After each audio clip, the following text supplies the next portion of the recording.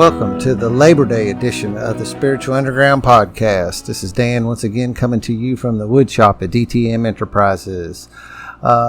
Just come around the microphone today, going to do a roundtable thing and have a few people come over. Mike and Brandon both come over to talk about, share some of their experience, strength, and hope. And we're just going to talk for a little bit and trying to mix this thing up, get some interviews going like we have been, like the staple thing of one guy telling a story, but also, you've heard a little of me, you've heard some nicotine quitting, and there's some roundtable stuff out there, and I haven't done one for a while, and there's been some interest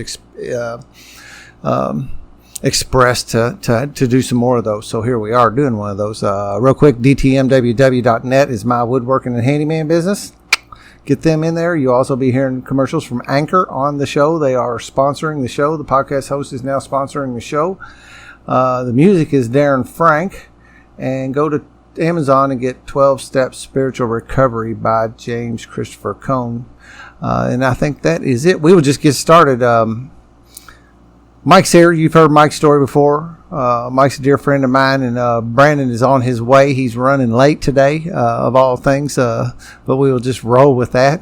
Just as not too long ago, I asked God to help me, higher power help me to hear, or help us to say what we need to say and hear what we need to hear, and something didn't get said, and I'll have to chalk that up to meaning that wasn't supposed to be said. So if we got one guy running late, I'll just have to accept that as being the way it is supposed to be. How you doing, Mike? Great. How about yourself? Good, man. I've had a strenuous but good weekend. Been down at the cabin most of the weekend. Winter's coming up, and we had no firewood whatsoever down there, like completely empty. And that's not exactly true, but the firewood that was on the porch to be burned feels like balsa wood when you pick it up, and it's got no BTUs in it. Wow. But drug up some logs a few weeks ago, and my brother and uncle and cousin and dad came down too, and we cut it up and split it up in record time. I think we got started around 9 o'clock in the morning or something like that, and we had it all stacked up, quite a bit of firewood stacked up by noon. So I'm still feeling that effort from Saturday, cool. And here we are on Monday. Yeah, I'll bet.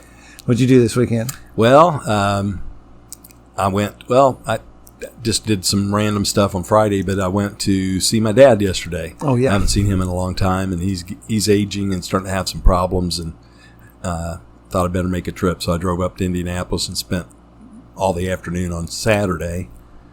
Then once I got back in town, I went to hear some live music, saw some friends there. A really good show they do in Louisville called Rock the Water Tower. I think it's every Labor Day weekend. Oh, I've just not gone before, but it was a good show. I've been to music festivals down there. It's pretty nice. It was a good show. They actually had special guest, a guy named John Elefante. He sang with Kansas for several years back in the 80s. And then another guy, I don't recall his name, but apparently he sang with Foreigner for a couple of years after Lou Gramm left. And he was really good. They did 4 Kansas songs with the Louisville Crashers. Oh, yeah. As the backing band, and they did 4 Kansas songs. Big-time Louisville local band. Yeah, the Louisville Crashers really. They seem to be in high demand. You know, when I first started trying to get sober here this time around, and I was on that home incarceration, I was going to church, and mainly because that was something I could do on Sunday, and they let me out of the house for a few hours. And but the Louisville Crashers, basically the basic band for that was the worship band. Yeah, at Northside. At Northside, yeah. So they rocked it. You know, one day my probation or my home incarceration officer, they would do spot calls, and that morning I'd always kid around. That thing had like a tilt in it, where if you bumped the table, kind of like a pinball machine, if you tilted the pinball machine, it went dead. Well, this thing had some kind of tampering mechanism, anti-tampering mechanism in it, where if you bumped it, it would send a signal home that you were rough handling it or whatever. Oh, okay. Yeah, so they called me up wanting to know what I'd done to the machine, and I was stuck in the middle of the row out there at Northside Christian Church with that rock music playing, man. And I thought that I had to answer it right. Yeah. And I was like, I'm not going to get out of this lane of people in time to answer this telephone. And so I answered it as I, excuse me, made my way out of there. And I just told him, I was like, you're not going to believe this probably, but I am at church. I really am. It just sounds like a rock concert. Yeah. But yeah, that was really good music. And Crashers put on a good show, man. Yeah, the guy that fronts the band, Mark Maxwell, he sold me my first electric guitar about 20 20 some odd years ago. Yeah, and his family's embedded in music, music forever. There's a Maxwell's House of Music, and heck, we're sitting here giving them commercials for Louisville. But I mean, they are. They're his brother's a drummer, and he can sing really well too. Yeah, and I know the guy that plays keyboards. His name's Jeff. We used to go to the same church together, and he did some of the technical stuff with the sound and played keyboards once in a while. So I didn't get up there to talk to him, but it was. Really, they do a really good job. Yeah. Well, it's getting to be that time of year. It's heading into fall, and it feels like it now in the evenings. Yes. For late August, it's pretty cool out, actually. Mm-hmm. I can't see my thermometer here at the moment, but I've been missing a lot of. There's just a lot goes on, and you got to pick what you're going to do. Right. This weekend, I chose to spend most of it down at the cabin. Mm-hmm. And I'm really thinking about every year it gets to be about this time of year, and it gets to be heading into hunting season and all that. And I think this year I'm going to spend more time down here in hunting season. Good. But I usually, I do spend quite a bit, but I'm not really spending more. I used to spend almost every weekend down there, and I hope to get down there some more this year than years past, but. Then I sit here and say that, and there'll be things come up that I'd rather do at home than go down there. Well, I've been to your place. It's a great place. Yeah, it's great to get away.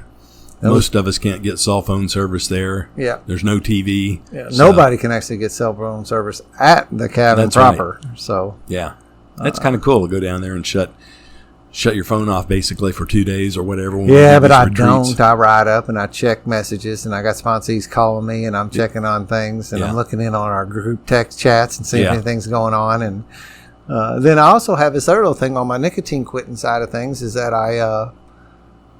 I post a day count every day, and that's kind of like the same way we get up and ask higher power to help us stay sober today and all that. Right. One of my nicotine quitting staples is to get up in the morning and post my day count onto this with these guys, and I send a text around, and I feel a little short when I'm not able to do that. Now, if I was not able to do that, I would deal with it, right? If I was someplace out in the Alaskan bush, or if I was, I was not going to not do something because of that. But when it's relatively easy to do, I'll get on the four-wheeler and ride up top of the hill and check on everybody. And, of course, I got a couple kids, too, and sometimes Dad's not down there with me either. So there's some other reasons for me to go do that. But, yeah, I'd like to think I could check out of that phone completely, but I don't. But at least I'm getting a limited. Normally I'm not even limited. Worry about that being my next well, we have such a great support network. We always like to hear from one another. So I had Kevin a while back one day texted me and asked me if I was okay. I was pretty quiet in our chat room because I hadn't been in there hardly at all day. It's good to know we think about one another. Yep. Make sure each other's doing well. Yeah, it is. That's another thing about that connection across there. That's kind of one of the things in the nicotine world thing, too, is that, somebody doesn't post their day count today, then you're like, where's Bill? I'll just make up a name. Yeah. We ain't seen him post today, and the same thing in our group, man. If you ain't seen somebody, you go, hey, and, so, he's out of town. Well, okay, cool. Yeah. But, most of the time we kind of can keep keep a thermometer on each other and kind of get a read. Plus, we get to know each other, that somebody's talking a whole lot all of a sudden, something might be up, and somebody who's normally talking a lot and is quiet, you go, hey, what's up with that dude? Right. Yeah. Yeah, so that's and I like to take people down there, I'm planning on having our deer hunt down there, but like I posted the other day and told people, one of the things is I'm trying to get like in that particular thing. It'd be kind of like if a bunch of guys decided to go down the gambling boat, I probably would not go. Yeah. That's just not my cup of tea, and it's really not my deal. So like when we're going hunting, even though like the boat is pretty cool and there's a lot to do down there that might be okay that's not actually gambling. So I kind of look at it the same way as far as like if you don't feel like hunting, then I don't know, and then also there's limited, hell, we go 100 people go down to the boat if you want to. True. Can't really hunt that many people down on our property, and the cabin only holds so many and stuff too. So we'll see how that all goes. But I've been thinking about opening it up and looking at, because we run it like a hunting club, and people pay to be members of it. And a few of them have dropped out or have, like there's one old guy's just paying out of, I don't really know why. He likes it, so he just continues to contribute. But he doesn't come down anymore hardly at all. He might come once a year. Somebody, him and Dad might ride down there once to do something or whatever. But he just continues. So really, everybody who was a member some years ago, because we've been running it like this for 15, 20 years, those guys one guy passed away last year. So we lost a member like that. We lost another member in a circumstance I'll not get into at the moment.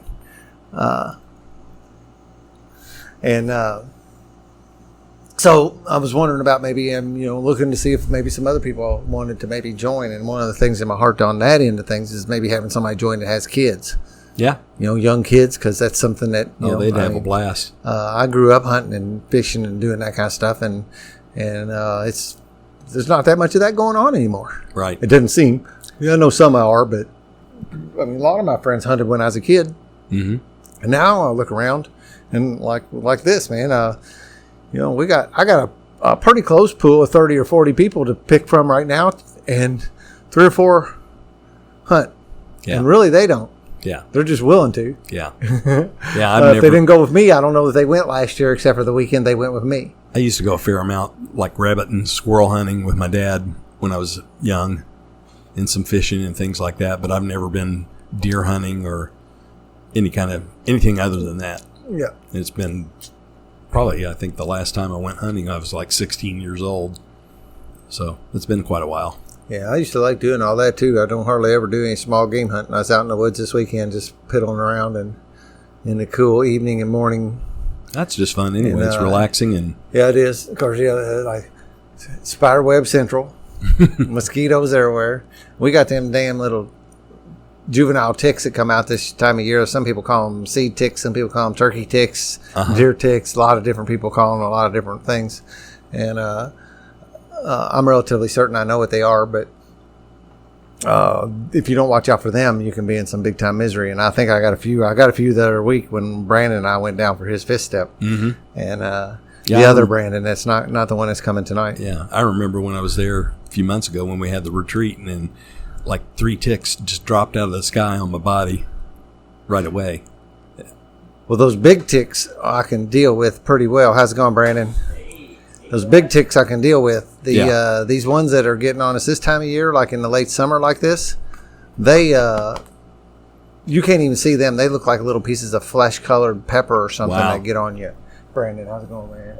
So Brandon's here. We went ahead and started recording. Went ahead and got started without you. So don't wait on me. I'm perpetually late. So we already said our prayers and all of that. So we were just talking about what we did this weekend. I really don't have an agenda for today. I know that you have some stuff I'd like you to share on for sure. Absolutely. Because you've got some fifth step juice to bring into the podcast from the other day. Right. Your sponsor did his fifth step with me a couple weeks ago. Right. Down at the cabin. And then this past Friday night, Eric, who's been on the podcast too, did his fifth. Him and I did fifth step down to the cabin. So. One of the things that I think gets kind of funny in a way, because they both looked at me funny when I told them this, and I think I've said the same thing. It'll ring true to you too, because I'm almost sure I'm pretty repeatable when I come to my philosophies about how we do this stuff. Yes. I said, man, share about this in the next meeting we're at. I want you to share about this fifth step, and they're both like, what? Now, no, don't share your like fifth step data. You don't have to give don't. But the thing is that we sit around and we talk kind of thing, and I think it's important for 2 things. I think it's important that newcomers see that people coming in here, when we talk about them steps and we're all blowing off about this, that they hear us share about it, that we actually are doing it. Damn, that dude actually said he did do a fifth step this weekend. Right. Surely he's not lying in front of everybody. And then the other side of it is like in the case of Brandon, who has also been on the podcast, his story is on here too. So it's kind of funny because Brandon sponsors Brandon. And they both have the same last name, which I won't mention on here, which gets really funny. But it's going to be hard to follow. It's hard for us to follow. We got nicknames, so maybe that's what we should just call BMO here is the one that's here. Yeah. And Juice Man, the original Juice Man, is the one that's the other one. So he sponsors one another, and so the other thing is like. The Juice Man has just celebrated 16 years of sobriety. Right. And I think it's important for everybody to see that he's still going through the steps, Yeah, I was just going to say that. But we don't graduate, right? Right, yeah. And that won't, it's one thing, that's what I'm saying. I'm not saying share your fifth step material. Yeah, you might end up with a few less friends in the program, or at least I think I might. But definitely share that you've been doing it. And I actually encourage everybody every time we do it. Most of the time, because 1 and 2 is kind of a lot of reading trying and to talking. Think about what. Right? There's no like concrete event in it, right? It's not got a stake in the ground kind of thing like 3rd and 4th and 5th. Have stakes in the ground, and I don't even think, I think really that's the only ones in my mind to do. Because 8's a little bit funny with the prayer work and the stuff that we do it. And then 9, I don't know that I'm ever completely done with my amends. I was thinking about doing a share about my amend the other day just on the podcast, but in a way I don't know. I could do that, but I actually did that in my talk the other night at Columbus. Okay. Cool. I heard that went really well too. I'm very sad that I missed that. Yeah. Well, I will hold up on that. I'll just stop that. So 9 don't really have a drive a stake in the ground thing either, because I don't know that anybody's ever done. Who am I to say when I'm done with my amends? First off, right? Well, I'm not sure I'm even aware of all. If you're going back through the steps again, you inevitably will uncover things that you really haven't thought of that's happened between the last time you did the steps. More revealed stuff, exactly, and new stuff. I'm not immune from making new damage between the last time I was through the steps and this time. And, so like I said, I don't know when I'm through. I don't really know that. So, but when you did a 3rd step prayer, right? Yes. And I can drive a stake in the ground. And when I get to the end of that 4th step, I can drive a stake in the ground. Say, I got to the end of that one. Now, I don't mean, we're done forever, but I thought I was done quite a few times. Yeah, no, Brandon BMO kept on driving stakes in the ground, going, "I'm done." We're like, nope, not really. Not yet. But this was a really great experience for me to have done a 5th step this weekend with my sponsor, and once before, right after Evan passed away, my younger brother. I just want to make sure you threw that in. He, I did try to get into the program and to give it a shot back then, and I wasn't ready to do that. I was ready to do some of it, and I wasn't ready to do everything that was being suggested or asked of me to do at that time. So, in the book where it talks about after you share a 5th step with a sponsor, it not only does it talk about selecting that person, which I think is helpful, because for me that's a lot of, it was a lot of fear to talk about some of these things that have happened in my life or harms that I've caused. And I really think, for me, my sponsor did a good job of opening up to me and making me feel comfortable that it was a tight container, like you talk about a lot, that what I was going to share with him was going to stay between us and God, And last time I was thinking back to the last time I had done a 5th step, and I can't even really say I did that, because if we read in the book what it says about it, it says, afterwards, after the 5th step, returning home, we find a place where we can be quiet for an hour, carefully reviewing what we have done.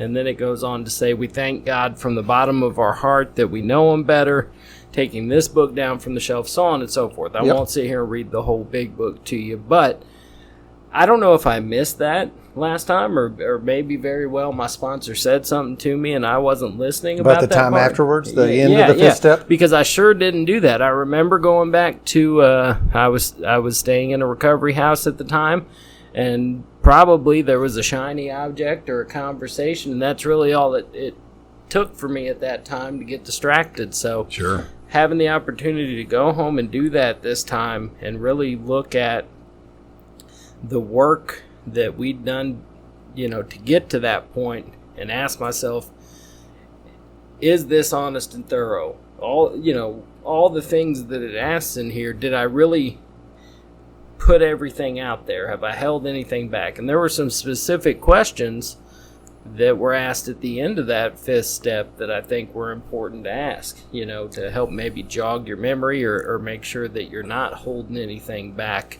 Absolutely. But for me, I don't know, man, it feels good. I can't even explain necessarily what it feels like. Today I went to a meeting, and even last night when I went to a meeting after having shared that with Brandon, it just felt different. I think doing the actual work, because I'm someone that for a number of years was really trying to get sober off the fellowship alone. I was trying to go around and hang around meetings, and I thought, well, they've all got it. That's, and I was selectively hearing what they were talking about in the meetings, what they said they were doing to get that. I just would really tune all that stuff out that didn't fit with what I was trying to do. And so I didn't get anything that they got. I got resentful. I did get that, like I shared when I first started coming to Spiritual Underground. I thought, hey man, I'm cool. Do they not notice it? Like, why aren't they just pulling me in the middle of it? And I had a lot of resentments about that. But the truth is, I wasn't doing anything that was suggested of me. And there's no surprise to me that I didn't get any of the effects. I didn't get any of the peace of mind or the being comfortable in my own skin or all the things that I see in people in our group and in others that I want. I wasn't willing to do the work to get those things. So I don't know, man. It felt different to me in the sense that after we were done with that, I felt a part of, like I felt like I've been going to meetings, and I'm I like to talk, of course, so I'll talk, but why was I really sharing in that meeting when I hadn't really done much work? So having gone through and done some of the work, it just made me really feel a part of, and that maybe if there's someone that was new to recovery that hadn't gotten to this part yet, maybe I actually had something to share with them, and that was the biggest feeling. I felt like I didn't feel like a faker, somebody just going to meetings, if that makes sense. So I'll go back to a couple things, because you pinged me a couple times. My dinger went off, my bell got rang. One of the things was you said something about not ever having done this or whatever, and you were ultimately, what it was is the fact of the matter for all of us is that doing it our way never has worked. Right? Exactly. So that's what you've been trying to do, is your way the whole time. That's what I heard you. Like when my bell's being rang and you're saying, finally ended up doing this work, listening to the sponsor and doing what he told me to do, all of a sudden I start getting some results. Lo and behold, I've been not doing that for a long time. I've been doing it my way, and I just kept on getting the same shit over and over and over again. Man, it sucked. It was awful. Another thing I heard you say was, dang it, I just slipped. I wish you could go back and say it again. Being part of. Yep. In a way, it is like the secret handshake kind of thing. It's like running a gauntlet, Yeah. And although the results are there for working the steps, and they are there, I think if you were in a vacuum, they would be there, right? Yeah. I think it really would. I think if me and you were the last guys on an island and we bumped into each other and I walked you through the steps, you'd be better without a fellowship. Right? I think so, too. But then once you become like part of the team, so to speak, and you've done this also, I've ran this gauntlet also. In a lot of things, it's like a rite of initiation, right? In a lot of different fellowships and different things, there's actually an initiation that is required for you to be part of it. I'm getting ready to go do it at the Mankind Project, a weekend long. I have no idea. It's all secret. I don't know what they're going to do to me. Yeah. I'm taking clean underwear, I'm doing all the things that I'm worried about that I might need. Yeah. And so we do that, and it doesn't make any difference. There's an initiation some level when you're going to a fraternity. When you do that little deal, when you become a professional sports player, you're going down that path. There's entry requirements, and the entry requirements to this club are doing the steps. And if you stand on the outside and you resist that particular effort, you don't actually get to come and stand in the middle of the circle. You just don't get to. You're right. You're right, because that's not what it's about. But there's some metaphysical kind of energy around it of that nature. It's exactly what it is. And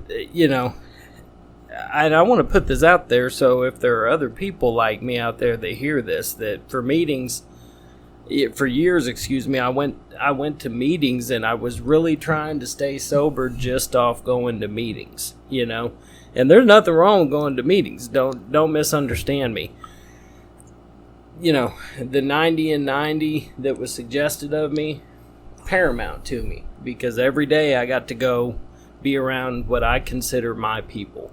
I went to work and I did, tried to do the best I could that day around people that aren't alcoholic. And then I got to go be around my people at the end of the day. But at some point, if I'm not doing this, if I'm not doing the work, it's not going to be enough, And that's where I started feeling that sort of passive aggressive resentment towards people, because I really wanted to be I think that's probably for me what I was looking for. Look at that fucker so happy and all that. I don't like that one bit. Yeah, I was looking. That's what I was looking for out there. When I was drinking, that's what I was looking for too. I wanted that camaraderie. I wanted that fellowship. I wanted to feel connected, and I wanted to feel part of. The difference is here I can be myself and have all of that. Yep. I heard Joe Hawk is a speaker. I've heard him. One of the things he said, and he goes, these meetings and all that are all great and we're good and we like it to see each other. And it is, like the book says, is one of the bright spots in our days and things like that. And seeing our fellows and newcomers is a bright spot in our days. I think it says, that's paraphrased a little bit from what it says in that book. He said, but the meetings and all that's really just to keep you sober until you get a sponsor and work these steps. Yeah. That's really what it's like. First aid. That's the meetings are sort of like emergency room. And then we all go hang out in the emergency room. And wait for the next guy to come in and needing our first aid. And one additional thing when you're talking about things, the steps being kind of like a rite of initiation, it's those steps are life-saving rites of initiation.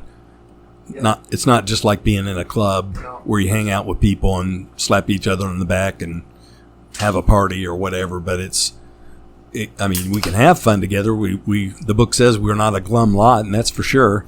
But it's serious business, and it saves lives. You're right. It's not just joining a club. It's not just that. It's actually keeping your ass alive, because the fact of the matter is people dying every day in this thing. Yes, that don't get it. Yeah, and I'm sure you all know this, but with the opioid crisis getting a lot of attention, actually still more people die from alcohol-related deaths by a long shot than what is happening with the opioid crisis. Yeah. And opioid crisis also includes heroin, so it's not just pills. Yep. Yeah. Yep. That go look at I got a guy hired to do my Googling for me. So I'll get him to go out in this room and go Google these statistics. But if you go out there and look at those, I think it's CDC, Center for Disease Control statistics, by a long shot, alcohol-related deaths go way past this supposed opioid epidemic. Right. I'm all for saving people that's doing opioids too. I'm not saying that, but we got a barrel of people in hurting situations today. Yeah. Across the board. Some of them haven't found alcohol and drugs, and that's where the TSSR is coming in. And BMO's not popping a can of beer. Yeah, and I do that. I drink these sparkling waters. Water. Give them and pop them open. Energy drink there? Oh, yeah. Monster. I'm kind of cheating because I didn't have time to go by my house. I generally drink sparkling energy water, but today I'm... So if somebody heard that pop and crackle, just let I'd like you know. To think... we're not sitting here... Popping beers and talking sobriety. But one of my very favorite podcasters sits on the show and smokes dope and drinks, and I'm not going to throw him under the bus because he really does help me.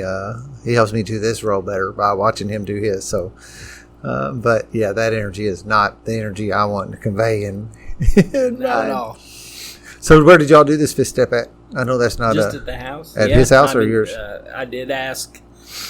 When we talked about doing it, he asked, do you want to go somewhere special? Your house?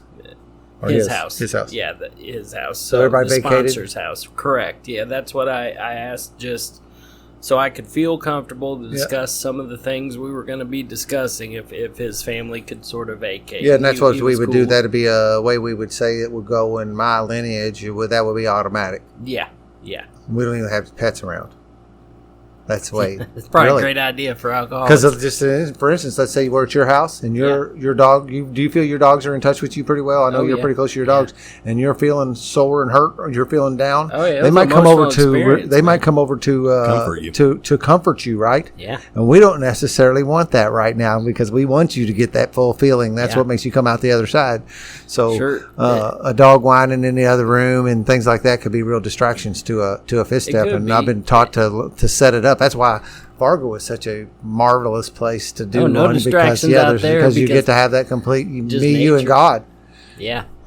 I look that could be set up at home feeds too. you like a king when you go too. Yeah, I try to make it. I try to make it special because to me it is special. Yeah. Well, the biggest regret easily, for me, just since coming in contact with this group, with Spiritual Underground, is not going and experiencing Fargo.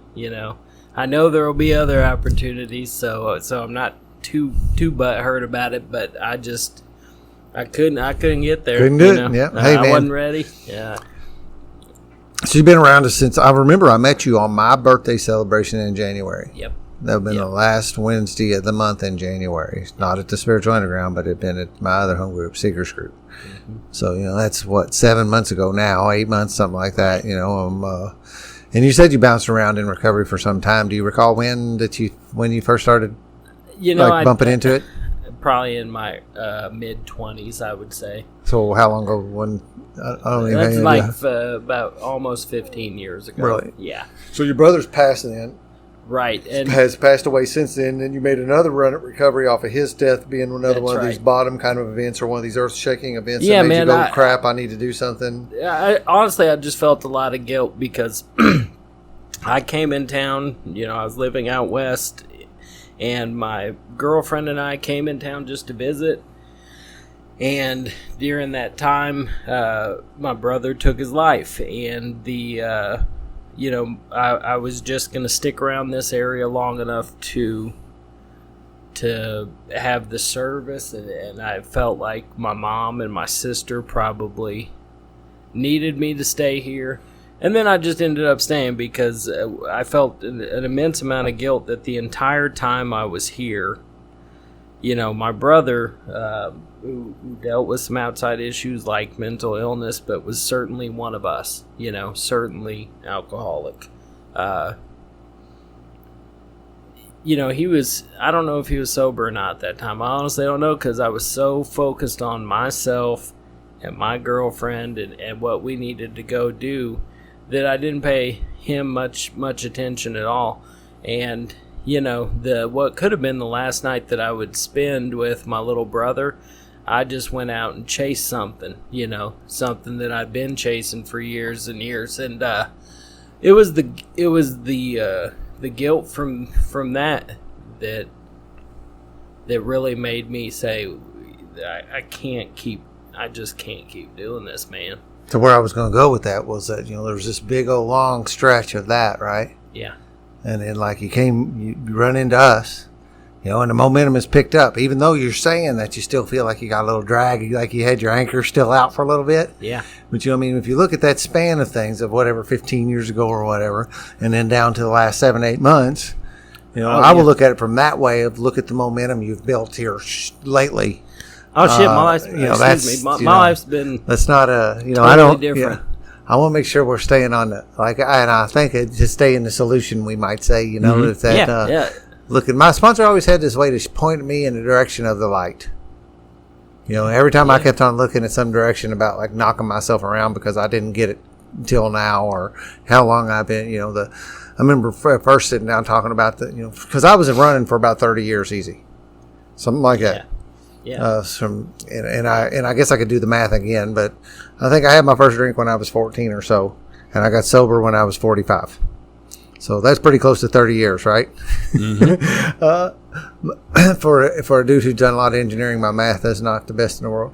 So, but now we're talking about how stupid that was. How stupid, and he kept on reminding me it wasn't stupid. That's part of the powerlessness of this disease. That is not stupid. I wasn't like choosing to be dumb, and I am not dumb. I was just not. That's that disease that had you, and you don't even have it. There was And there was a thing on the wall in Columbus. You've been up there, right? Yeah. You've been up there at Brandon's dad. Yeah. There was a thing that said there's a thing on the wall speak. to the right. If you're standing at the podium, it's over to the right. It says something about the chains of alcoholism are broke. Yeah, something about yeah. until they are too strong to be broken or something.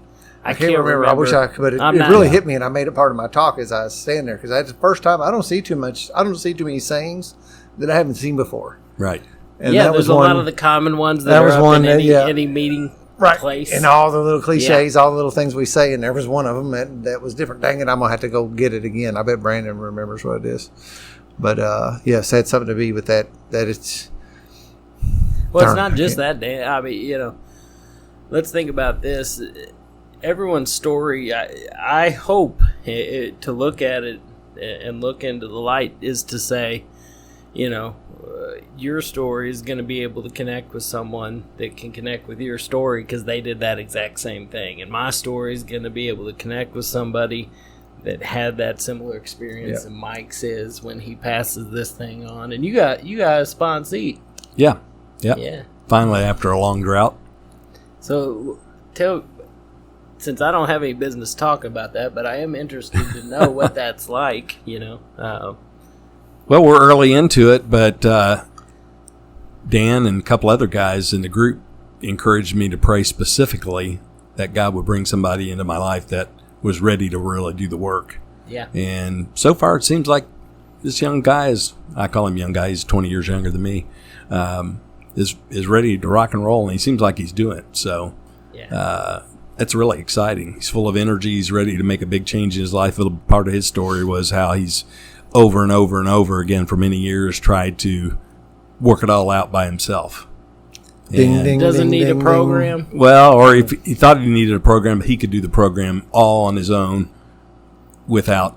Like I said, we all think we can do this on our own. We think that we don't. That I'm going to do it my way. It's an old Frank Sinatra song. Yeah, he got a little upset about a meeting he went to because the topic was talking about working the steps and the importance of working with a sponsor.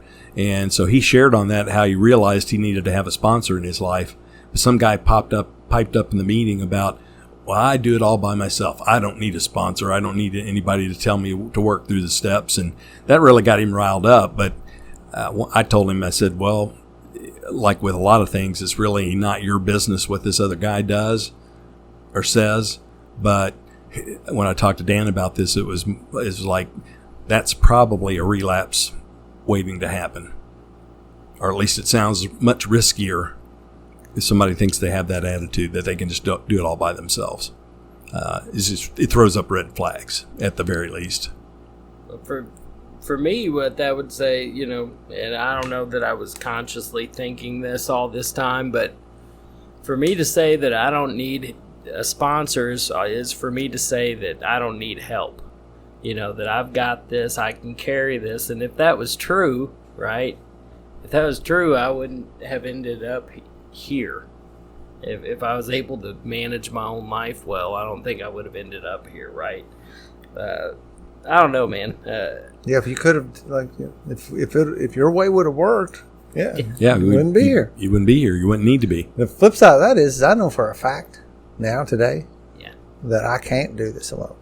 Yeah. And it's one of the reasons why I put so many efforts into making sure that I am not, that I'm doing things that are constantly bringing me closer and closer and together with more and more people. Yes. Is that fear.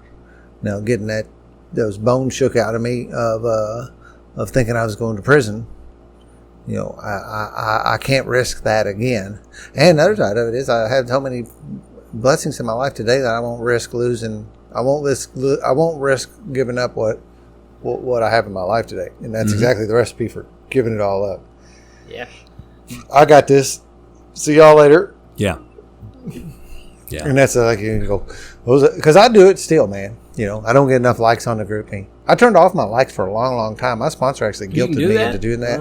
I'm going to do that now. And it was actually good for me not to see those, because you can go in there and turn them off. Like, why are they all liking this other guy's stuff all the time? Nobody. That's because is this mic on? Has there, because you can block individual people in there too.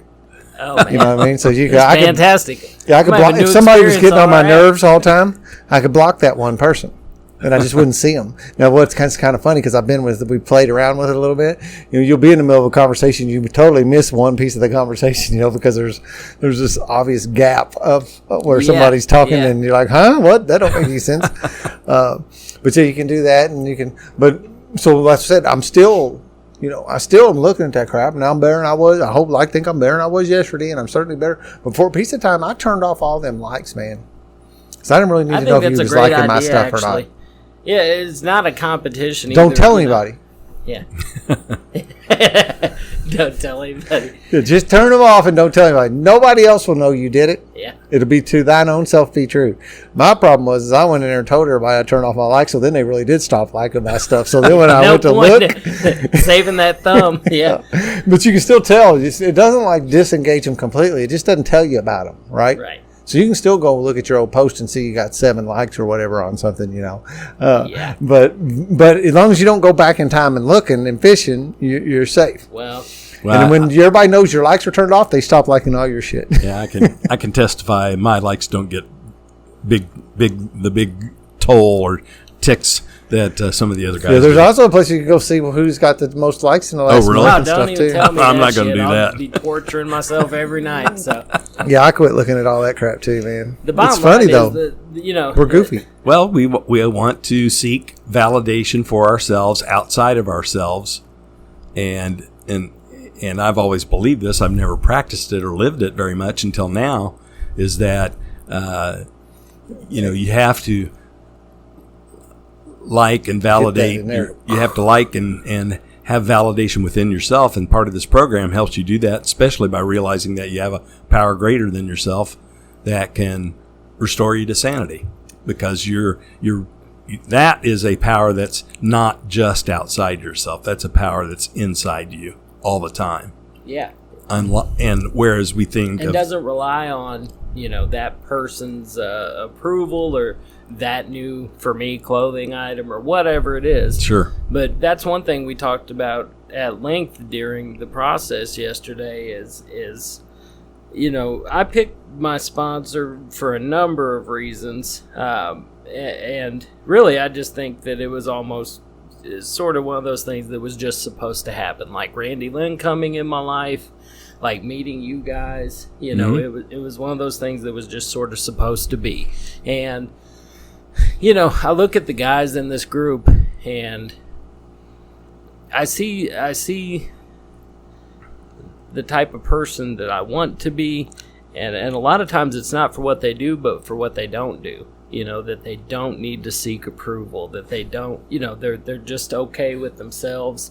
And that's been a big, it's been a challenge for me to be a people pleaser and always want that, approval from everybody. And that's why I was so encouraged to talk with Brandon and hear that, by the end of this process, it gave me so much hope, man, to know that by the end of this process, you're going to be able to look at who you were and think about who you want to be. And then we're going to ask a higher power to help you with getting rid of all that stuff you don't want, and then you can sort of walk out. It's like he described it as sort of like a rebirth. You're finally, and what it said to me was, if in the book it says that deep down in every man, woman, child, there's a fundamental ideal of God, right? I think that probably my whole life there was somebody that higher power wanted me to be, right? If he had a job for me, right? And for you. And I've been covering that up with all this BS. So you follow that. You gotta keep reading that sentence. It starts with the fundamental idea of God. It says, "But it's been blocked by calamity, pomp, and worship of other things." Well, there you go. I didn't remember the rest of that, but that's pretty handy. And that's exactly what it was blocked exactly. by. Yeah. So 85 years ago, whenever that book was written, and it's not just alcoholics either, man. It's everybody. Because that's the bell ringer thing, as I sit here and listen to these, I get this opportunity to sit.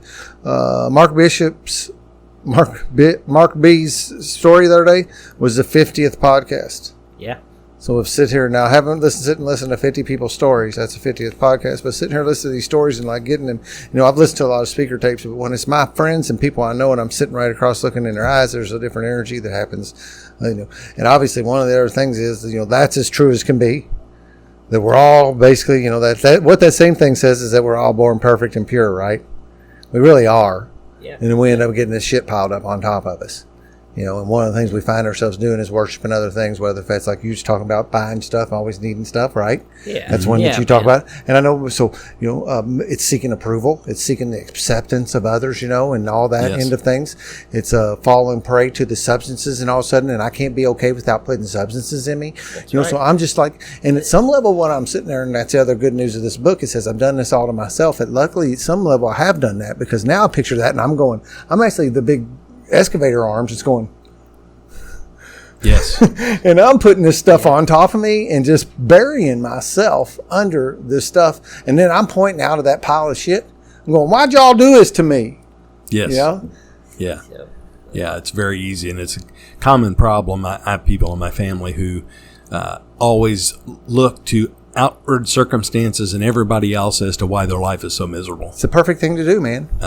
And we do that too as alcoholics because, I just know for me, even in sobriety, kind of in a similar way that over the past several years, I've shared before about dealing with clinical depression and things like that. But in retrospect, a big part of what got me through in this program and to where I am now is we've talked about working the steps by having a sponsor, but also I had to reach out and ask for help. I had to reach out and persist, even though I didn't feel like I was getting the attention I needed. It was there. I just wasn't seeing it. My perception was distorted. But I had to take action. We talk about action all the time, and I was struggling with, what action do I need to do? Well, little did I know I was doing the action, not real well sometimes, but I see that as an instrumental help to my sobriety and my well-being and my progress in life. It's part of working these steps and practicing the principles in all of our affairs. Yeah. But part of that is reaching out to somebody else and allowing them into your life and let them be themselves and how they express that. Be okay with them. Yes. And I had trouble with that. Come into my house and let me tell you what to do. Yeah.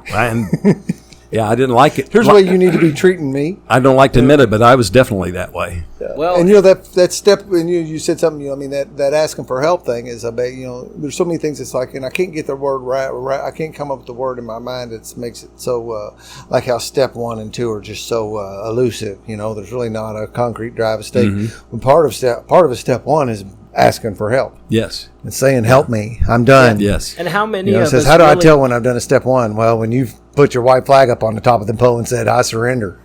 And how many of us, if you listen to someone's story on here in front of up in front of a podium, how many of us have that story where it says, and I knew I couldn't go on like this and I hit my knees, whether I believed or not, right? Yeah. Whether I believed or not, I hit my knees and asked for help. And that's one of the wonderful things I really like about this program is that idea of humble, not being humiliated, but being humble, although we feel humiliated. Yeah. But being humble enough to say, I need help. I don't know what to do about it.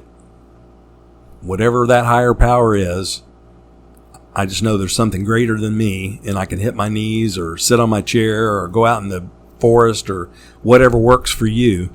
Yeah. And cast aside all the preconceived notions of what we think God might be and what it may be our religious upbringing. And it doesn't even have to be done alone.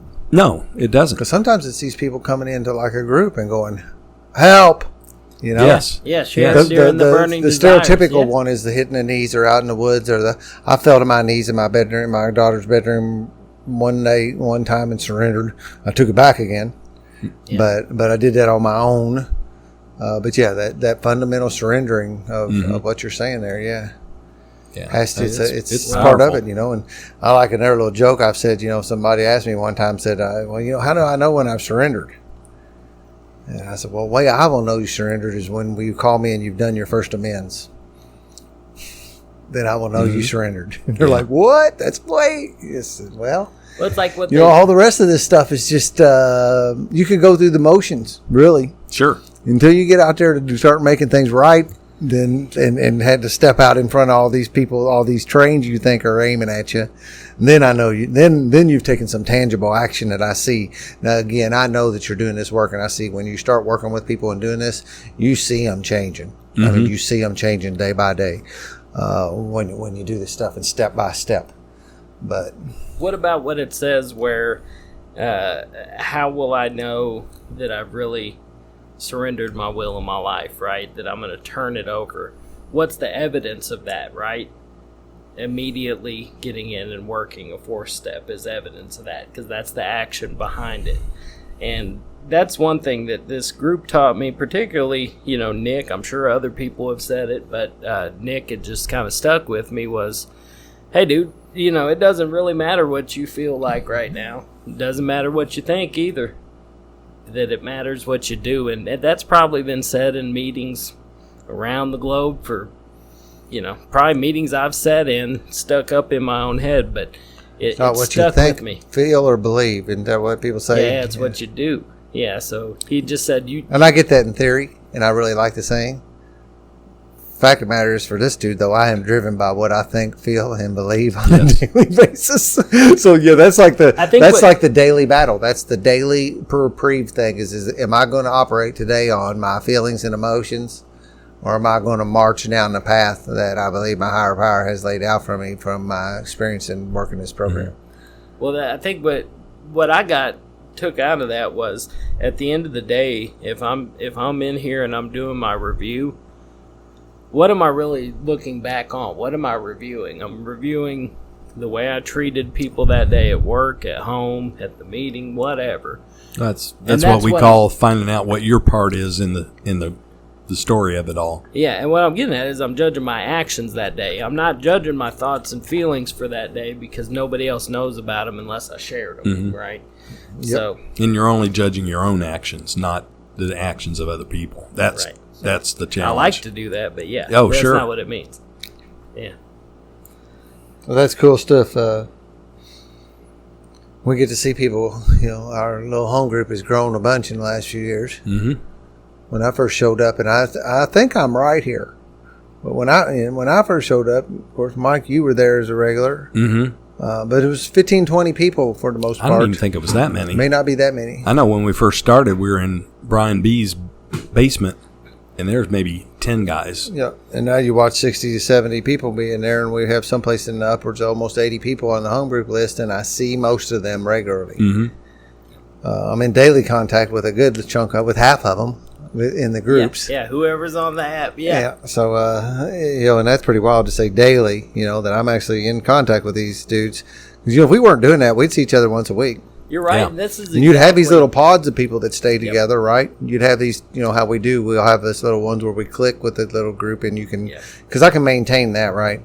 I can maintain like this side relationship with 3 or 4 people, maybe. Yeah. I can't maintain a side relationship with as many people as this tool is allowing me to maintain a side relationship with. Yeah, I had to really lighten up and relax about that because I was so serious and took everything everybody said so serious, and there's a lot of levity in the room. It's a lot like standing around in a bar. Yeah, it is. It really is. And I had to... I'm going to take seriously what that drunk over there is saying. Yeah. Because that's essentially what I'm saying, Yeah. I'm going to get my feelings hurt because that guy said something I don't like. Yeah. Yeah, and I had to really get over that.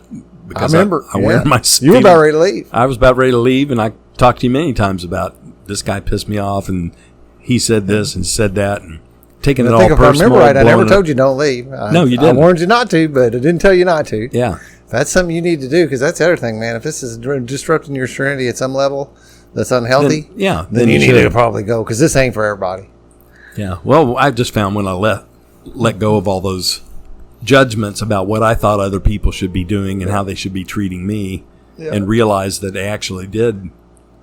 I was a part of the group, and everybody liked me, and they tease the shit out of me most of the time. But I've gotten to where when I was a kid, I always grew up. I took everything everybody said seriously, and let it wound my spirit and erode my confidence. I would just take stuff when kids were teasing, and I always took it as bullying and stuff like that. And really, I look back on it now, having this experience in this group, they're not bullying me. Questioning whether if you were even bullied back then? I do, yeah. That's an interesting point I hadn't thought about. Because I wasn't necessarily physically bullied, but verbally I thought I was. But most of it was just, I know it's, they were just being kids. And we're all like a big bunch of kids. It really is. In our group, really. Yeah. And then, but you watch, when we do that bantering about in there, and it's very adolescent at times. But, somebody pops in and they got something serious going on, yes, man. You watch the channel absolutely. Change. Absolutely. On a dime. And sometimes it takes like a hand wave or somebody to go, hey, oh, wait, watch. Because we're, but then when it winds. Off of the jokes for just a minute. Hang on, man. We got a dude in crisis. Mm-hmm. And we shift gears and go to helping that. And I don't know, guys. I think the way we're all connected on a day-to-day basis, that's what I needed. Me too. That is what I needed, because it didn't allow me. I didn't have the option anymore to put that little wall up, because I was always willing to let maybe one or two people, right, get close, a couple people in a group. Sure. I'd be okay with that. Or even compartmentalize, I'll let you in this room and I'll let you couple in this room, but I'm not going to let you two in the same room together. That's right. That's right. But this group has really taught me what it's like to be able to let my guard down a little bit, and that was that. To be honest about it, it was a scary thing for me, because what I've thought the whole time was the old me would think, well, shit, man, if they really get to know you, they're not gonna like you. Another they bell see ringer, what man. You really are. That's that not being comfortable in your own skin. Was another thing I was going to say earlier. Is another thing that everybody sits on the other end of this table. If they really knew if you really got to know me, you wouldn't like me. I can't be comfortable in my own skin, and I'm looking around at guys who appear to be a little comfortable in their skin today. It makes me more uncomfortable, right? Yeah, and it is. It will run guys off. That will run the disease off. When the disease has a full hold on you, yes, then you will turn around and about face out of here, man. It's like the little emoji thing or the little cartoon, the GIF thing where Homer Simpson or whoever it is comes in the room and spins right around and leaves. Yep. Whatever that. I see real connection here. I'm out. Yeah. Yeah. Yeah, that's... I went through this phase a few years back, and it took me until really the past few months to shake it, was seeing that happen. And all my self-deprecation and all my tendency to think the worst. It was like, oh, I'm not a part of this group. And I've heard people elsewise say, oh, it's cliquey. It's not cliquey. It's what you the disease perceive. Tells you it's cliquey. The disease tells you, because I've learned by experience that I felt that way, but it was my perception that was distorted. One thing Brother Luke told me early on when I went down to see him at Gethsemane, and many people have told me many times since then, is to I was like really struggling, and what I need to do to get some emotional sobriety. He says you just need to pick up your phone and start reaching out to people. And I was like, what? Because my previous sponsor and since then other people have told me that, and I just resisted. So look at that. Mm-hmm. So now you pick up your phone, and there's a whole band of people. Yes. Sitting there. Now, that's not what Brother Luke meant. No. But look what it is, yeah. Right? So you get these things that come to you, and it's another thing, about how higher power works and gives you these things, where we'll resist these things that are coming into our lives, but if we surrender to them, it turns over. It's almost always. I have a little thing in my head of like a compound bow. That's not one. That's a long bow, but a compound bow has those cams on it. Oh yeah. And if you watch them, they wheel over real slow. And when they get to the breaking point, they flop like a momentum. Right. You see the cam go wham, and you feel that. So many times I see that happen, like in our lives, where it's a real slow turn, man, with a lot of resistance. And it gets, and there's like a breaking point right up at the peak of that, and then it rolls over. That sounds like my experience. Yeah, it does. That's exactly what I thought of when you were sharing. Was big time. that resisting that, but you were still. It wasn't the resistance of somebody fighting it, so to speak. It's a different kind of resistance. It was like a hesitancy or a fear or something. Oh, well, yeah, fear, anxiety. But you know what I mean? You could have just walked. Yeah. Right? And that had been like true resistance. Yes. That had been, rejecting it. Yes. That had been different. And that's available to us all too, right? We can walk. Mm-hmm. But, but you didn't. There was something still going. No, I should go that Yes. way. So I tell that story about whenever I first started working the steps with Christopher. There was something in me wanting me to run. Every time I see him, and every time I sit down with him, man, I wanted to go someplace else. And he was feeding me all this bull about this stuff that happens when you do these steps and all that. And I'm like, you're full of baloney, dude. Well, when I work with Darren and even working with you, I get fearful about meeting, having our meetings, going through the big book. It's like, and I resisted that, but there was still something tapping me on the shoulder, dragging me closer and closer, and kept me in the ball game, right? Yes. And that's a weird thing about how I have this the dichotomy, the whole thing on that pendulum swing. That I guess it's really rooted all the way back to like the yin and the yang, right? Mm-hmm. It goes back to that, how you have these two different forces working. One of them doing one thing, and we really need both, right? You can't really, if you were too far on the gullible side where you just did what everybody said. Just running around now. Yeah, everybody just said, "Hey, come with me." Okay, you can't be. You got to have some of both of that. Yeah, that can be dangerous. But you watch it happen to us. Yeah, real dangerous. Yeah, so I mean, you got to have both sides of that. Going into it with at least some level of caution. I didn't listen to that. Did you see my gong I got? No. Really? You both missed it today? I guess Man, so I've been down at the cabin this weekend, okay? And I'm doing my little run up to the top of the hill, touching base with people. And I see on there pops up this gong. It's a 22-inch gong. And I've been wanting a gong for a long time. Oh, yeah. And I took it. You know how we have chimes? Yes. In our meeting? The meeting. So a long time ago, I borrowed a gong from Happy. Yeah. And I took it in the meeting on my month to chair. And instead of playing the gong, because every time I would chair, I would bring something else in. Like I have a little chime that just goes ding. It's really nice. So I took the gong in there. Well, I've been wanting a gong for a long time. Well, that gong up at Happy's is a couple $100 or something. I've been looking at nice ones, and they're expensive. Yeah. This cat on Facebook has one 22-inch gong, $40. Wow.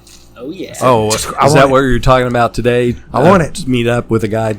And he said, cool, man. And I said, can I like PayPal you? Can I do something? Can I give you half the money? You hold it for me. I'm out of town. I'm out in the country. I won't be around to get it. And he said, I got to have all the money right now, dude. And I'm like, my gut one end is going, but then there's another piece of me going, no, I think something was telling me I could do that, and I thought, well, hell. So I said, okay, dude, man, it's going against a lot of fibers in my body, but I want to, and I PayPal to do $40. So it would be held on and you had. And he promised me. He said he would bring it to me. Yeah. All this, and I thought, well, okay. And I was just getting energy from him that he really meant it, because I was going back to him going, this is not, I don't normally pay for something. Okay, I saw a little bit of this. Okay, I got you. I almost totally forget about it. And I get home and I wake up this morning and he's supposed to, I told him I was going to be home. So I go on to look for him. He's gone off Facebook. Facebook jail. Yeah, that's what you're talking about. And I couldn't find the dude. And I was like, oh man. So then his message is, I still have him in my messenger from that. So now I'm cussing him. I'm going, and I didn't really cuss him, but I was like, dude, you have just like broken. I had a lot of confidence in Facebook. Thanks for making Facebook marketplace a less safe place to be. Yeah. And this kind of stuff, and somebody said something in the group, and a little bit later, I sit there and I thought about it. So they were knocking him around, and I never did get that. I was a little angry. I was not happy about the situation, but I didn't get that like on hunting down, killing kind of shit that I used to get. Yeah, right. Are we allowed to curse? Yeah. I have like 3 times. Yeah, because that's our favorite thing to do. If we don't like you, we shit bag you. If y'all don't know what that is, what we do, we shit the paper bag and we light it on fire. We ring your doorbell. So far it's all blow and no go. Yeah, it's a virtual. It's we threats. think about shitbagging you. You know what it really is? It's us. It's that thing that I've said for a while, and I think I actually get to take credit for this one. It's discharging negative energy through safe people. Yeah, is what it is that's when we do that. Is. When we're goofing online. Yeah. So we get to do that, and anyway, I didn't shitbag the dude. I didn't even round up my shitbag troops and get them rallied up. With all of them got. He would have had 30 of them.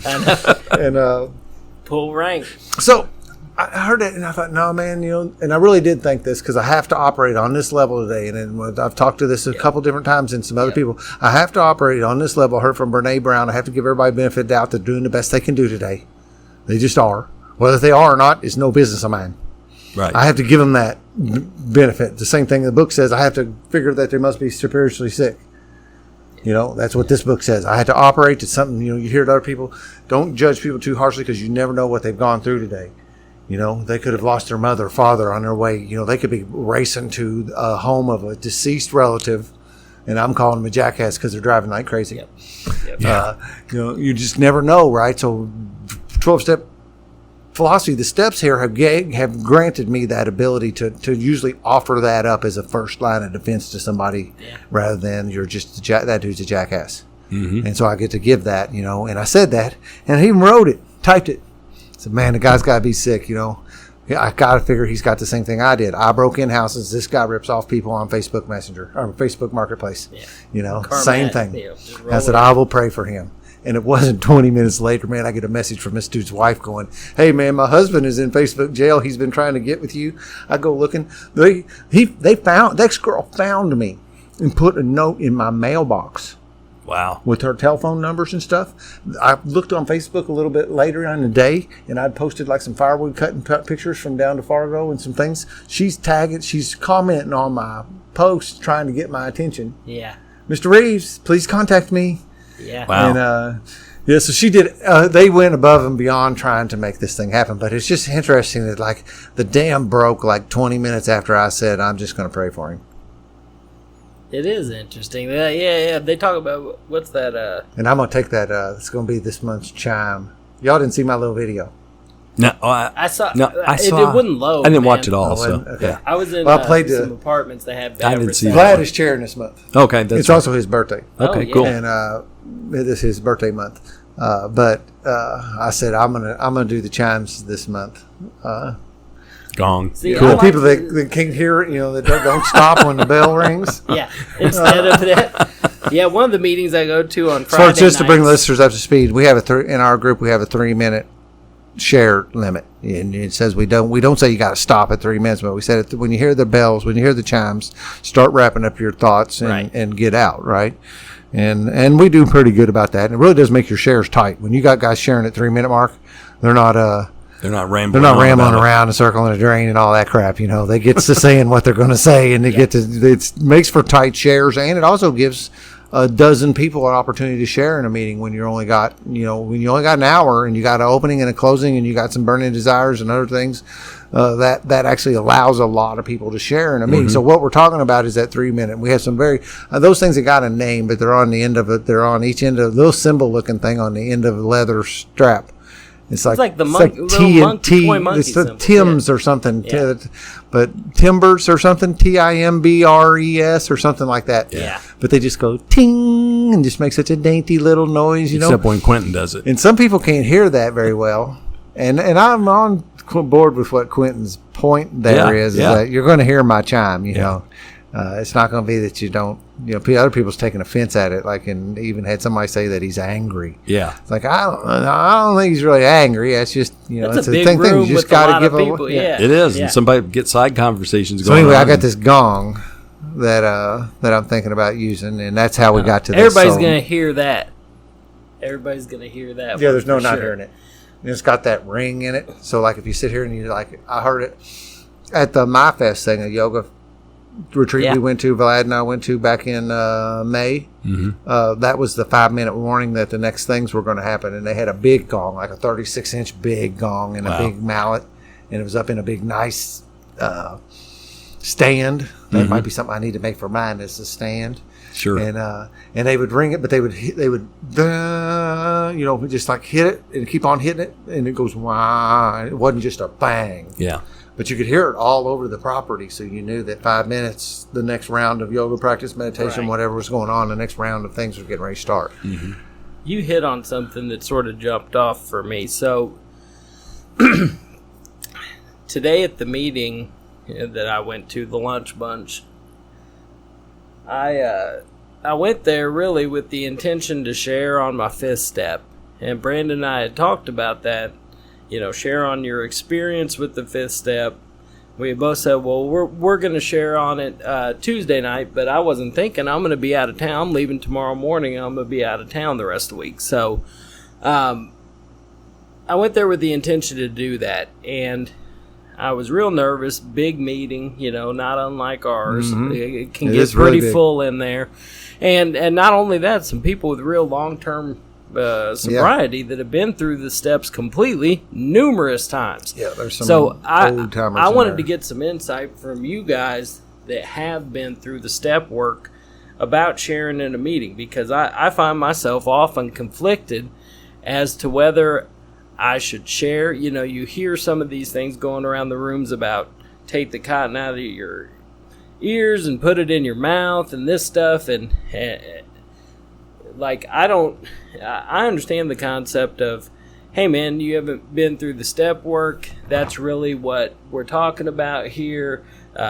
You have experience, strength, and hope to share if you've worked the steps, because that's where it comes from, right?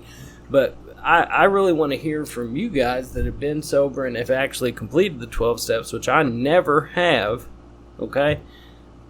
Sort of what your thoughts are, because I find myself often conflicted. I feel like I want to participate in my recovery, okay? Mm-hmm. And sometimes I just want to hear myself talk, that's true too. But I find myself conflicted about even sharing in meetings because I haven't completed the 12 steps, So. I don't think that, I believe that everybody has something valuable to share, even if it's their first meeting if they want to. I mean, that's just my feeling. Certainly there's value to having people express things that have been through the steps, perhaps even been sober many years. But there's definitely room for, and I've done it in the past, that's part of why we have the burning desires, is share. If there's something that's got your butt on fire or something really tearing you up, it may not even be that you're thinking about drinking. It may be something that if you don't deal with, though, it could lead to drinking or drugging. Yeah. That's fair territory, and everybody should be open and welcoming that kind of participation. And talking about what you're learning walking through the steps is valuable, because you're going to have people in those rooms that are newer than you are. And it helps us who've been sober a little while to be reminded of things. So I could say more, but I think for me, it's pretty simple. Everybody should share.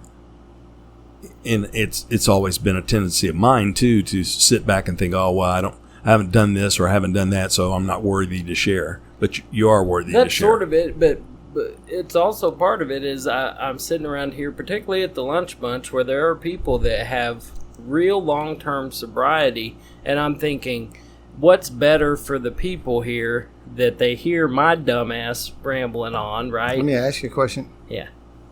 Do these people you speak of have stuff you want? Some of them. Yeah, I mean some. There are people that have long-term sobriety that's all they have that I want, is the fact that they've been able to stay sober. So that's one of the things that will be asked to me, do I look at these people that I'm hearing this advice from, and do they have what I want? Most of the time for Dan, the answer is no. Now, I'm not saying that I'm not discounting these people wholly and entirely. Sure. I'm not saying that they are no good, that their sobriety is no good. I'm not saying any of that. No, but that is not what I want. It's not what I want either, and it's why I'm in this group. Well, so that's one of the things that I look at. And then there's another thing, I encourage and was encouraged to share in meetings. Now, we take like our 3-minute bell kind of thing into effect, okay? Yeah. I don't believe you take a meeting hostage, and I've learned that from us in our home group too, and I know that I beat that drum a lot about that, but there's something to be said for me getting in and getting out in my talks, because you don't like what I have to say. I mean, in 3 minutes, you're going to either like what I have to say or not. And it's going to be pretty solid. And I haven't taken over the meeting and been hostage, because you see some people come in there, and that's one of the bad things about a newcomer sometimes coming in. And it's one of the good things about our group is that we do that and we limit you. Yeah. You don't get to come in and just do a complete drain and take the meeting over hostage, And sometimes that's what they need in a sense, but we'll talk to you after the meeting, or we'll get with you, get to you, that kind of thing.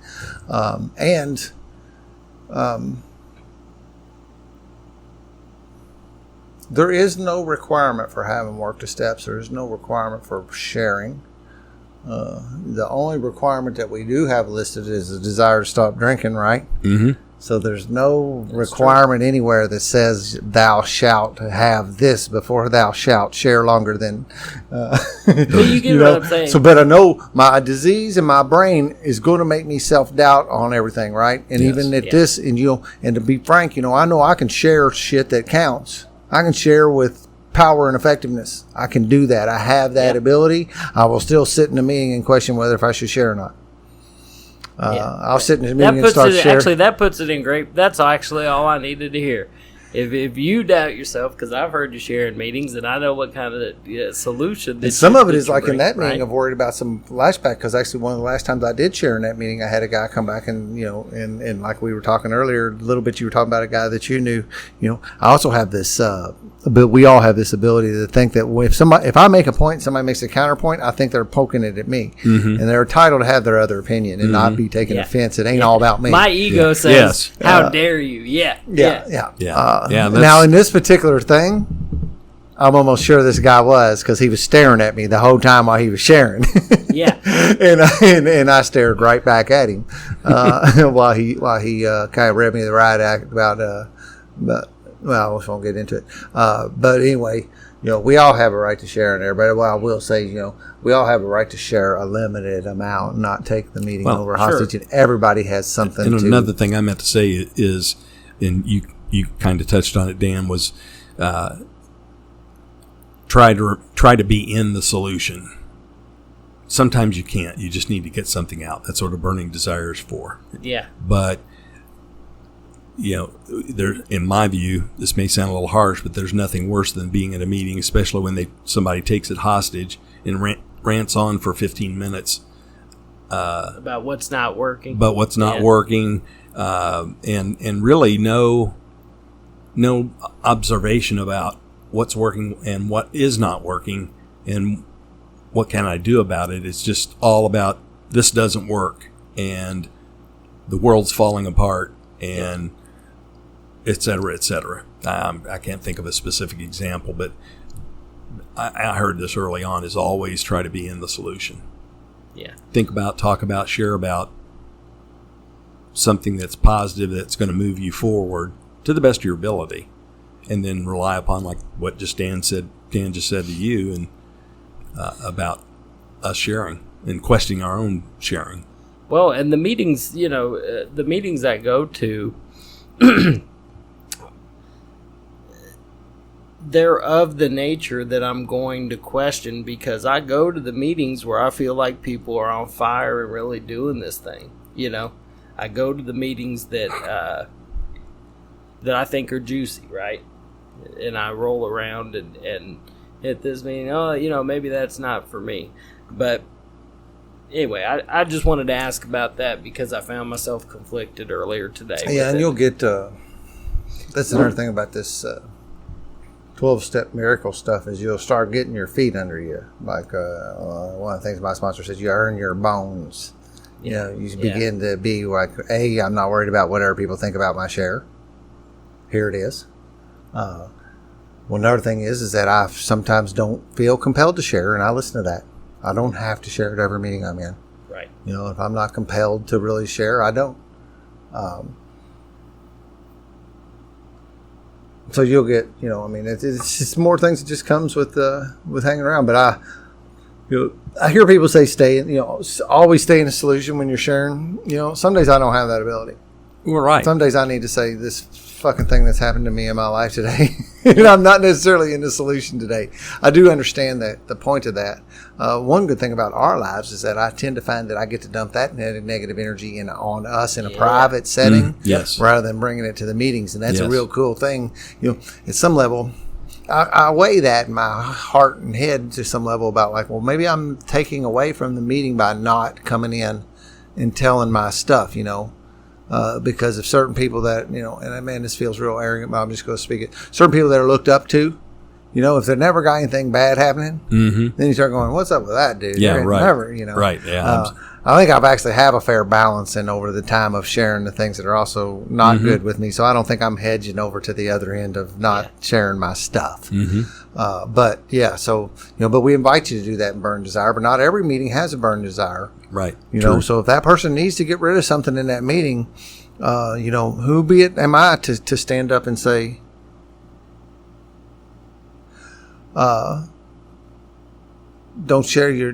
don't dump your shit in the middle of my meeting. I see that I'm on another Facebook page that has like 15,000 people in the program. And I see that banter all the time about don't dump your, the AA police are everywhere in there telling us what we can and can't do. Oh, man. And, had that been the case, we'd have never survived. I remember hearing stories about people, especially many years ago, men coming into the program, getting in a group of men, and the old timers sitting around and say, "Sit down and shut up." Yeah.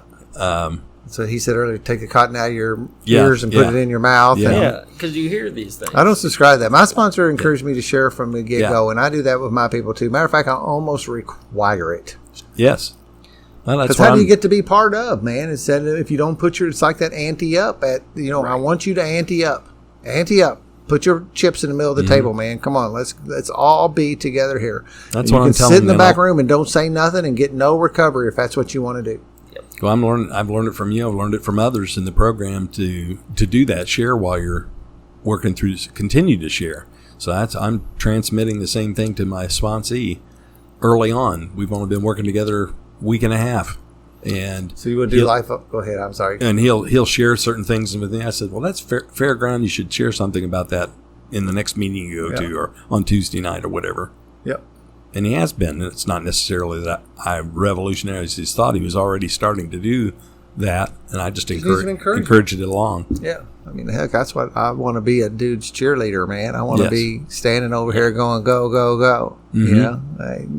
Go, Mike, go. I'm going to be your cheerleader. Yeah. Same breath is, we're not going to let somebody walk into something stupid, but I think that goes without saying. So life on life's terms kind of thing, while we're sitting here, I get a text, and I probably shouldn't even necessarily, because I do not disturb my phone, but God had me look at it, or the higher power had me look at it for whatever reason. And my kid's grandma is sick in a hospital tonight. And he does not have a ride home from work tonight because those who are on that side of the side of things are dealing with a hospital emergency. So I still have 20 minutes before I have to leave here. Okay. But I probably should go it takes me less than 10 minutes to go get him. Yeah. So we have 20 minutes, and I think that's probably fair because we're at an hour 20 right now. So yeah, approximately. And I don't think that's any. At first, I wanted to say no, I can't do it. Right? Yeah, no, and not at all, man. That's not I true. got plenty of work stuff to do at home, and I just am so grateful because this podcast has been such a big help to me, and it's not we don't just even have me, to wrap it up fast, man. 20 minutes is a while. It's not just me, because I hear other people that have been on the podcast, or I just love it when I'll be sitting talking to Big G outside of a meeting or something and say, oh, on the podcast, and somebody will stick their head over there and say, what's that? I'll say, oh yeah, one of the dudes in the home group has a podcast where he just sits and talks to people about recovery. And it's just cool, man. It's the whole reason that I was so grateful, first of all, Dan, that you invited me along, to come meet all of these fellas, because that's what I want, man. I know what you were referencing earlier. There are plenty of people that have been sober a long time and don't have a whole lot of what I want other than they've been sober a long time, And that's not the. I don't want to be sober to take and miserable. Anything away from those guys if they have what they want. But personally, I smell more. I've been taught that from the beginning. I look around the room and I can tell you, I smell more for me. Of the people I know in the group or know of, I can look around our home group and say, oh, he's got this characteristic that I want. I want to be more like that. And he does this, and I think that's really cool. I really admire that. And one day I'm going to be like that.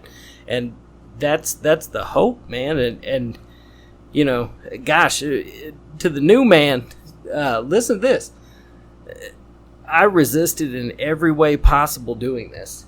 and I'm looking at the book right now.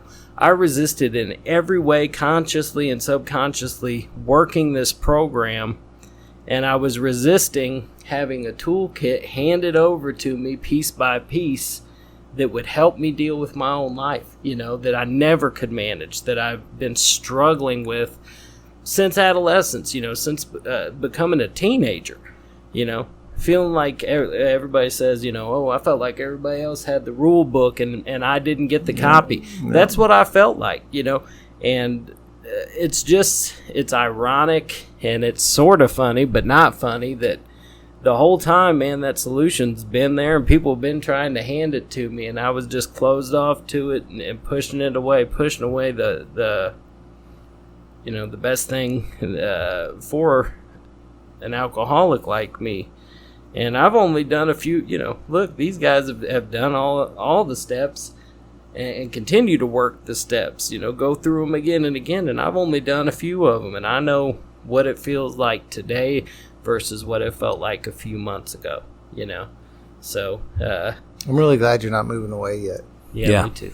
Yeah, you said something about moving away, and I thought, man, that is not going to be good necessarily. No, I shouldn't say that, but that's what's my initial gut feeling. I was at my birthday meeting there, and you were sitting right back over my left shoulder, and it's funny because I can remember things like that. Yeah.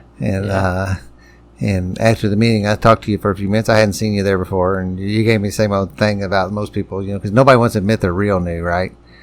Yeah, I've been around for a long time, right? So what you said to me, something of that nature at first, Yeah, you have been, right? I've been around. I haven't been doing anything. Yeah, right. But that's what we say when we first come in, and you kind of look in somebody's eyes today, and you go, "Yeah, I hear you," and you're like, "Yeah, I don't think, I get it," and that's when you feel drawn to, sometimes you just feel led, right? And not everybody do I invite to my home group. I don't do that today. There's some people that invite everybody they run into to come to see us. Yeah. I'm particular about who I invite, and I will admit that. Oh, if I don't feel it, I don't feel it. And if you don't seem like you want this thing, or you don't feel, that you're not putting off the energy that I think you would fit in, like as in by fit in, I mean want to do the stuff we do. Yeah. Then I'm not going to really invite you. I'll talk to you some more. Maybe you'll change, but I don't. And then, so I was doing that, and I always too, it's another thing, people give you these, first names only in these damn meetings, and I always ask, because I have this story once where I had 8 Noahs in my phone, and no last initials or nothing, and I'm looking to call one of them, and I'm like, oh my gosh. So I don't let you get away now without getting the last name. I'm not going to put you in my phone if I can't have your first and last name. And I did, and I said, but I was already inviting you. Yeah. I was already into, because I said I will text you the address and that kind of stuff. And then when he told me his last name, I was like, we already got one of you. Yeah. We don't need another, that's for sure. I go, really? You're kidding, And there's sure a lot of mics in the rooms. Yeah, but this is first name and last name. Yeah. That's the same. I mean, you're going to run into one or the other. But there's actually some others, your first name. There's at least one other, your first name and last name over Louisville. Yes, yeah. Yeah, you're right. But that's a kind of a vanilla name, it's kind of like when you and Brandon. You're the real one, though. Yeah. Don't even, we used to go to that meeting. We want to be a little bit careful about the last name, so just stay on the right side of the anonymity here. But when it's funny in our group when we have like 3 Brians and we have 2 Brandon and interestingly your last names are the same. Yeah. Yep. So I'm the Brian, I'm the other Brian, and I'm Brandon Morris, and I'm Brandon Moore. Oops, sorry about that. I slipped out. Right there. after I said it. After that, boy, I just broke in on it. Well, we don't have phone books anymore, so you can't. Of course, you could always come up with nicknames like we have in the chat room. You already mentioned Brandon's, and so if you ever hear BMO, you know who that is, and Lieutenant Dan. I had a. Well, you tend to meetings I've gone to over the years. Sometimes you have a whole lot of one name. Like the other meetings, there are a lot of Marks in one meeting I go to. Mm-hmm. Yeah, and like I joke around, I'm like, if you just say, if you walk in here and you don't know anybody and you say hi, Mark, you got like an 85% chance of saying if you're talking to a male that you're right. Yeah. It's kind of funny that way, but there's only so many names to go around. You have some, there's only one Vlad. We don't say his last name because I can't pronounce it. No kidding. But everybody knows who he is when you say, like, it's, you just say, oh, Mike, and they'll say Mike who. But nobody says Vlad who. No, that's it. The one. I'll tell you what, I want to share this because if there are people out there that maybe have been in the rooms or are new to the rooms, and you're searching around and you find meetings, here's what I came across. I came across meetings where I walked in and maybe there was one person that would really reach out and make me feel welcomed. And I thought, for a long time, my perception was skewed. I thought, oh, that's a good thing, I'm glad he did that. And I am, don't get me wrong. I walked into to our meeting and people really pulled me in, I saw how tight and close everybody was, but it wasn't intimidating because if I looked at someone, they would come up to me and want to talk to me, and it made me feel welcome. And so I guess what I'm trying to say is, hopefully in the communities you live in, there are some options for your meetings. In the greater Louisville metro area, we've got, 400 plus meetings a week. We're in a pretty good place for it, right? So your meeting is out there. For a long time, I went to the easiest meetings to get to, just doing the path of least resistance. One of the ones that's close to me. Yeah. And I wondered why I wasn't getting what I needed out of it. But I was willing to go anywhere and do anything to get the next one, but I wasn't willing to do half of that to find what I needed for the solution. So, you'll find your people, man. I never realized how important that was until it happened. Well, do that talk. I always say, I got the best sponsor in the world, and if you don't think yours is, keep looking because he's out there someplace. Right. And I have the best home group in the world too. Mm-hmm. And if you don't think yours is, keep looking. Yeah, because I do really believe, I do believe we got something special going on, but I'm not going to be so arrogant to believe that we're the only ones that have this going on. No, we're not, because it's happening in other places too. That's right. Well, and just to touch again on what you're talking about, people bringing you in and getting you in.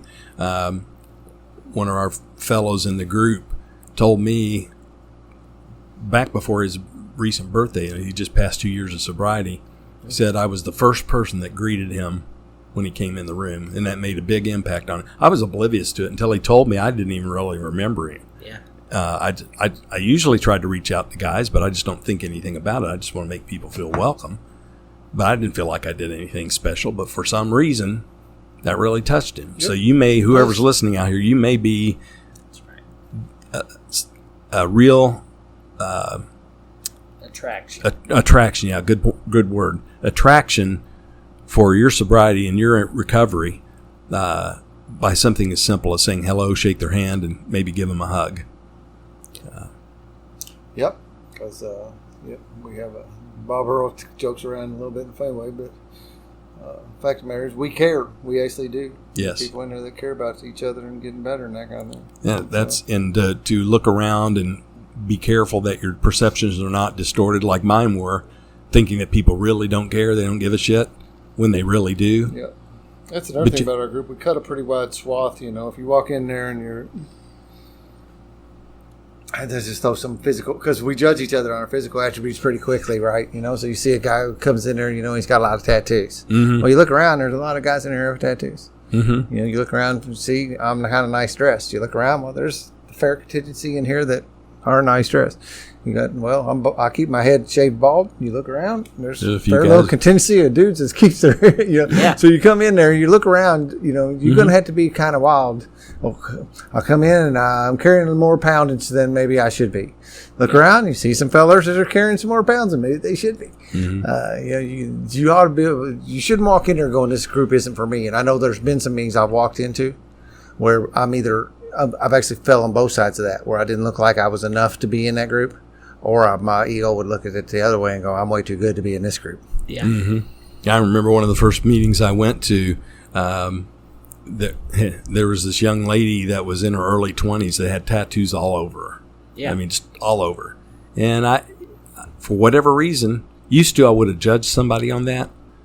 Of course, I went out and got tattoos myself, so I don't judge anybody. But I didn't judge her. I felt like, hey, it hit me really hard, and I saw it happening in the groups that people accept and love one another. We talk about love and tolerance as our code. It really happens in the group. It does. And, some people don't do that, but most people do. They do. And that's a strong attraction for this program, because you can go in and feel like, and not just feel like, you can know that you're accepted and people care about you. They may not always have the answer or the solution right on off the bat. You may be facing something really difficult that you have no answers for, but that's okay, because the group will carry you along. Your higher power will help carry you along. You'll help carry yourself along by working the steps and being totally engaged with the program. Amen.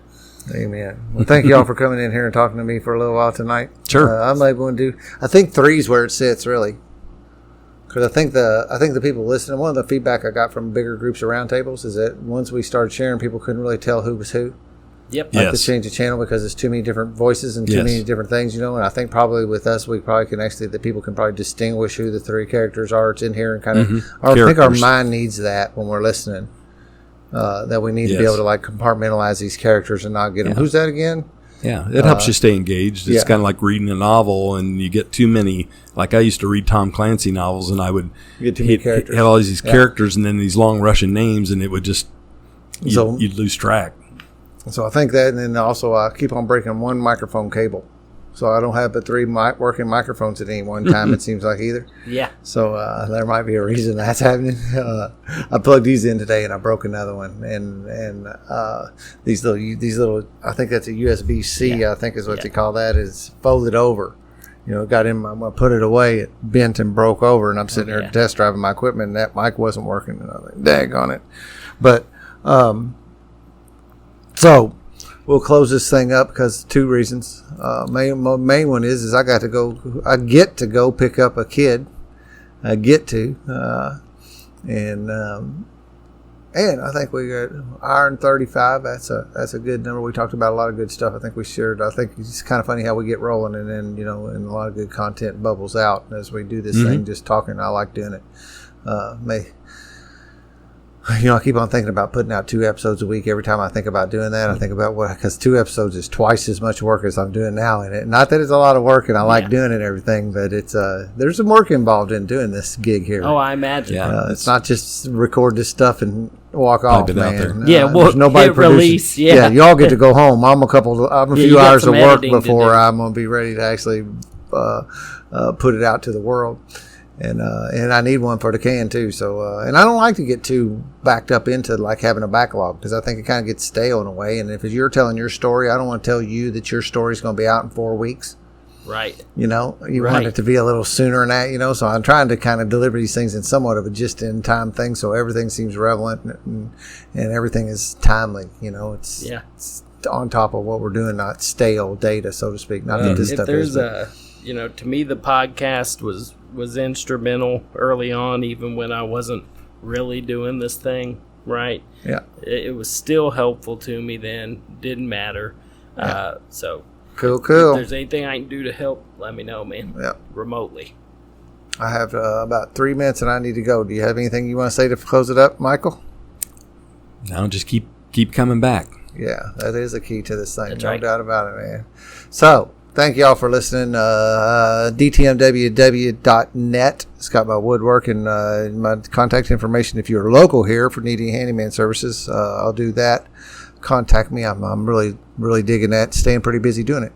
12-Step Spiritual Recovery is a book by James Christopher Cohn. You can get Volume 1, Volume 2. That's actually picking up steam. I have a couple TSSR sponsees under my belt now, which is kind of a cool thing of delivering this stuff to people who are not necessarily traditional candidates for 12-step for the 12-step solution are being offered this solution today. And Darren Frank's music is wrapped around this podcast, so you'll hear that. I'm kind of dedicated myself to doing that. He's still in a rehab facility after a recent hospital bout, so keep him in your prayers. Then get him out here and producing some more music for the podcast too, on the selfish side of things. Thank y'all for allowing me to participate in my recovery today. If you're not having a blast in recovery, it's your own damn fault. Peace out.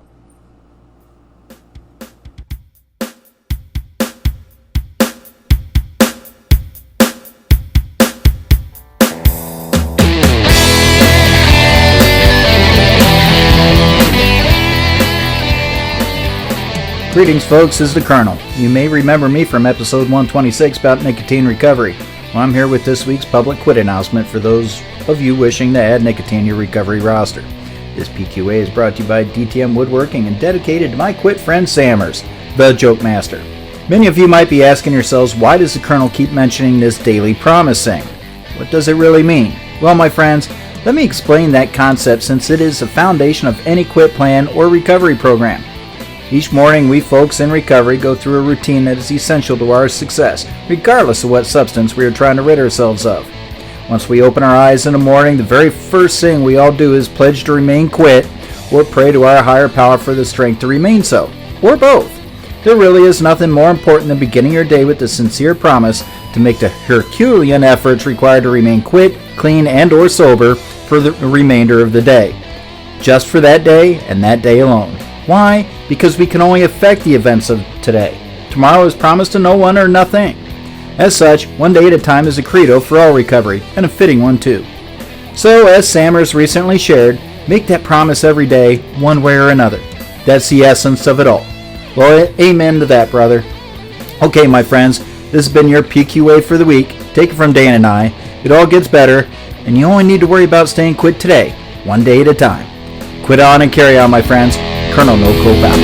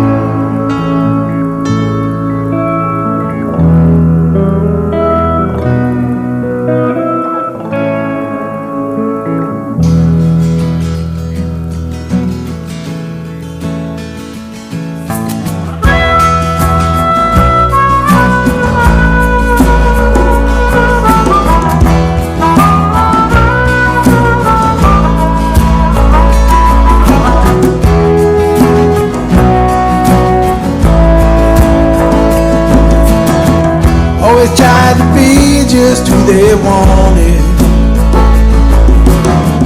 Always tried to do everything they said.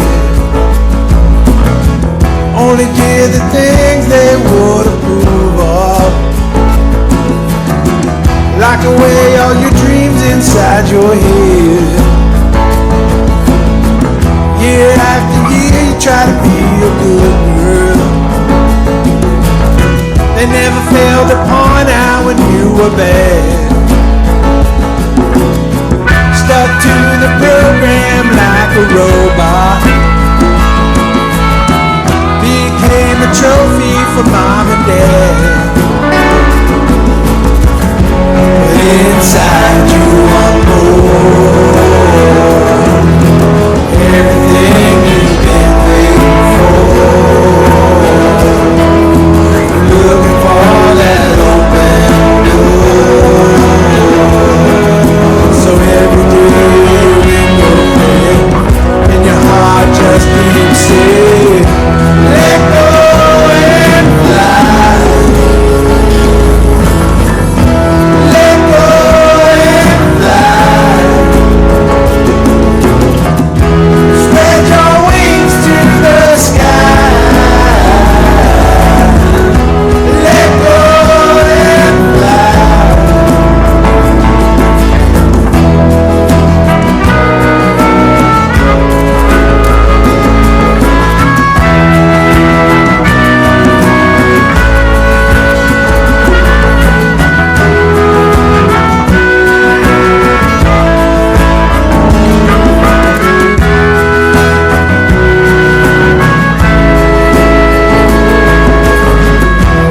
Ever since